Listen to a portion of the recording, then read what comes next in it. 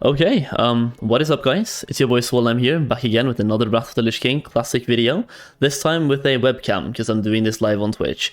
So today I'm going to be talking about my problems with the pre-patch, some of the things that I've experienced that are not so good, and before we get into that I just want to shout out my gold guide, no just kidding. I want to say that I've been having so much fun on the pre-patch, like honestly, so this is going to be a bit of a ranty video, but I want to start this off by saying that I've been having so much fun, just to get that out of the way, so I'm not being negative, or I will be negative, but think about it like I'm being negative right now, but overall I'm being positive, right? Because there has been some problems. There has been some problems with the pre-patch that I have noticed while leveling, but I went in on the fresh service with huge expectations, and I've had fun. I've had way more fun than I thought I would on this fresh service. It's been an absolute blast so far. I've been absolutely gaming. I think you can see that I'm recording this right now while I'm streaming, because I can't afford not to stream. Like, I just have to keep playing the game. I'm this addicted right now to the pre-patch. So yeah, let's get right into the video, man. So let's talk about some of the issues. First up, the queue system. The queues are horrible. If you've been playing on Firemore, Gehennas, Thekel, Qsel Thekel, you know, dude. If you've been playing on Thekel, you know about this, and the queues are insane. I actually can't believe how we have this. It's 2022 right now, so we shouldn't really have queues at all. I can't believe we still have them. Blizzard has to be running this game on like some sort of old PC from like the 1980s, because games can handle more players than this. This is a huge world after all. Blizzard is a multi-dollar company. They should be able to have bigger servers, allow more people on. They could use both layering and sharding. They have said before they have layering technologies, sharding technologies, and I haven't seen a single layer. All of my friends have been in the same zone, at the same place, we're looking at each other, so I don't think there's been any layers. If there has been any layers, maybe on Thekel there's been like 2 layers, but I don't know about any layers. I don't think they have been on, but they could have been for all I know. But the queue system is still horrible, and they need to fix it. They need to do something to fix the queue system, because right now, on a weekday, if you log on at 4 PM after coming home from work, it's a 6-hour queue. So you're getting in at 10 PM, you probably have to go to bed at like 11 or 12, so you can play 1 or 2 hours every single day. If you're a regular person going to work and stuff like that, you just can't play, unless you're using like a remote login, which I think it's probably allowed, I can't really say, but if you want to play the game on a hype-up server like not Giant Stalker, but Thekel, Firemore and Gehennas, you have to use a remote login. It's absolutely impossible to log in without one, so they have to do something about the queue system, except for just allowing free transfers. That's not going to help anyone. They have to do something about the system by itself. They're actually running on a potato server. Okay, so Thekel apparently has a lot of layers, but still, there's a queue. I'm doing this live on Twitch, and someone in chat tells me you have layers on Thekel, and there's still queues. That's absolutely horrible. They have to add more layers in the sharding system, just to allow more people on the servers. But yeah, that's one of the issues that I want to talk about. The second one is that people are getting banned in Alterac Valley. Alterac Valley is a huge battleground right now. Some people probably deserve the ban, but some people do not deserve the ban. I know some people are playing on 2 accounts right now, leveling on one and then AFKing in Alterac Valley on the other one. If you're doing that and you got banned, I don't even feel bad for you. You were AFK, you deserve the ban. But if you got banned and you were not AFK, I absolutely do feel sorry for you, because apparently they have banned way too many people, even though some people just got caught in the crossfire. They were supposed to ban quite a few people as well, and they banned a bit more than they probably should have, and it's based on player reports. So right now, Stay Safe tested this in a video yesterday, or a couple of days ago, depending on when I upload this video, but Stay Safe tested this in a previous video, where he had 40 people report him live on Twitch, like live on his stream, and he got banned, or he got silenced. They reported him for abusive language and he got silenced. So if you report someone, if you're 40 people reporting someone for cheating or AFK or idling in a battleground, they will get automatically banned. No humans are looking at those reports. It's an automatic ban, and Blizzard even said themselves in one of the newest posts on Wowhead that one of the factors they look at when they decide if they should unban you or not is the player reports. So if 40 people reported you for AFK and maybe you were guarding a tower, chances are you will not get unbanned because so many people actually reported you AFK,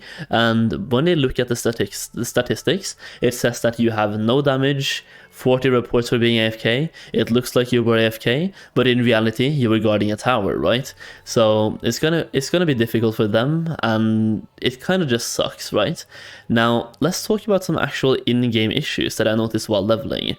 So first up, I played a Warlock, so I'll talk about one of the things that I noticed, actually two of them. So when I was leveling up in the early levels, Corruption had lower mana than the other ones, it still does by the way, but for example, Corruption would cost me 30 mana, and I would have 30 mana, and it would say that I had less mana, like I didn't have enough mana to cast a spell. The same thing happened to Antic Lol from my chat as well, where some of the mage spells says for example 25 mana to cast, and he would have 30 mana, and it will still say not enough mana. The same thing happened with me for both Corruption and also Shadow Bolt. For some reason, only the rank 1s, so I'm thinking either like it has to be set the wrong amount on the tooltip, or there's just something wrong in the system, because I promise you, I had that mana.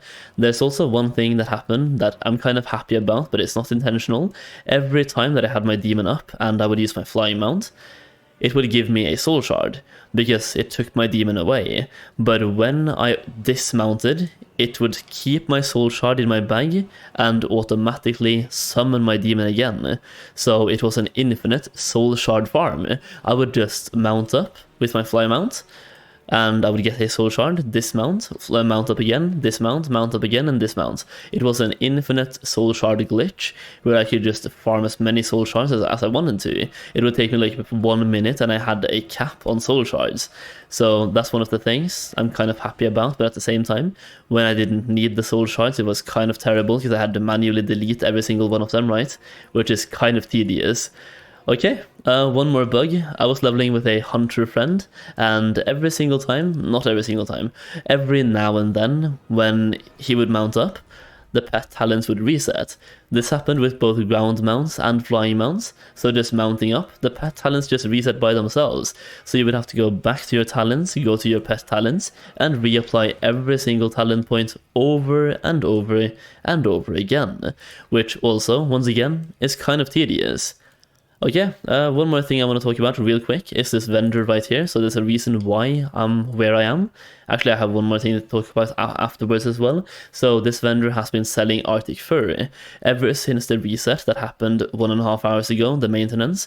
I haven't seen a single Arctic fur or wrath item ever since, so chances are they might have disabled the Arctic fur for now, because I don't think she should be selling those in the pre-patch.